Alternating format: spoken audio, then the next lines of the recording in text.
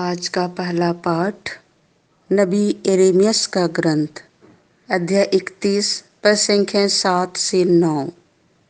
मैं दया करके अंधे और लंगड़े को वापस ले आऊंगा। प्रभु यह कहता है, याकूब के लिए आनंद के गीत गाओ।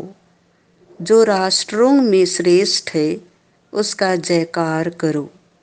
स्तुति गान सुना दो और पुकार कर कहो, प्रभु ने अपनी प्रजा का, इस्राएल के बचे हुए लोगों का उद्धार किया है। देखो, मैं उन्हें उत्तरी देश से वापस ले आऊंगा। पृथ्वी के सीमांतों से उन्हें एकत्र कर लूंगा।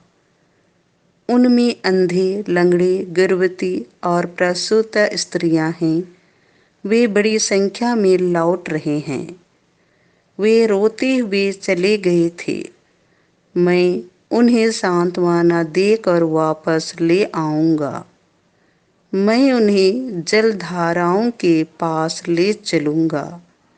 मैं समतल मार्ग से उन्हें ले चलूंगा, जिससे उन्हें ठोकर ना लगे, क्योंकि मैं इस्राएल के लिए पिता जैसा हूँ और इब्राहिम मेरा पहलौठा है।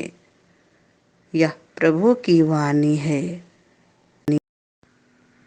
आज का दूसरा पाठ इब्रानियों के नाम संत पौलुस का पत्र अध्याय 5 पद संख्या 1 से 6। तुम मिल्किसेदेक की तरह सदा ही पुरोहित बने रहोगे। प्रत्येक महायाजक मनुष्यों में से चुना जाता है और ईश्वर संबंधी बातों में मनुष्यों का प्रतिनिधि नियुक्त किया जाता है, जिससे वह भेंट और पापों के प्रायश्चित की बलि चढ़ाएं। वह अज्ञानियों और भूले भटके हुए लोगों के साथ सहानुभूतिपूर्ण व्यवहार कर सकता है, जो कि वह स्वयं भी दुर्बलताओं से घिरा हुआ है। यही कारण है कि उसे न केवल जनता के लिए बल्कि अपने लिए भी पापों के प्रायश्चित की बलि चढ़ानी पड़ती है। कोई भी अपने आप यह गौरवपूर्ण पद नहीं अपना लेता है। प्रत्येक महायाजक हारून की भांति ईश्वर के द्वारा बुलाया जाता है। इसलिए मसीह ने अपने को महायाजक का गौरव नहीं प्रदान किया। ईश्वर ने उनसे कहा, तुम मेरे पुत्र हो, आज मैंने तुम्हें उत्पन्न किया है। अन्यत्र भी वह कहता है, तुम मिल्किसेदेक की तरह सदा ही पुरोहित बने रहोगे। यह प्रभु की वाणी है। संत मार्कुस के अनुसार पवित्र सुसमाचार अध्याय 10 पद संख्या 40 से 52। गुरुवर, मैं फिर देख सकूं।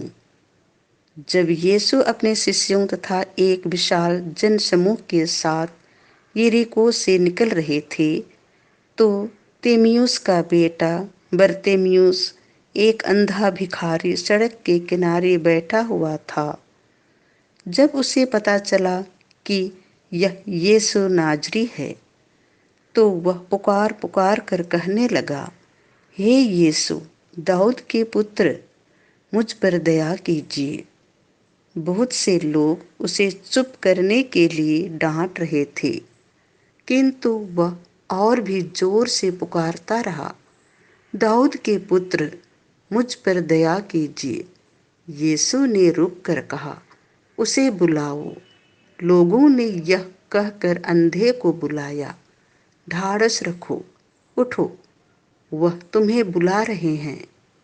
वह अपनी चादर फेंक कर उछल पड़ा और यीशु के पास आया। यीशु ने उससे पूछा, क्या चाहते हो?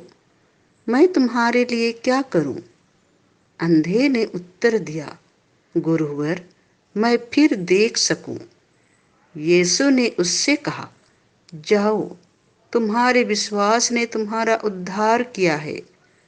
वह उसी क्षण देखने लगा और मार्ग में यीशु के पीछे हो लिया। यह प्रभु का सुसमाचार है।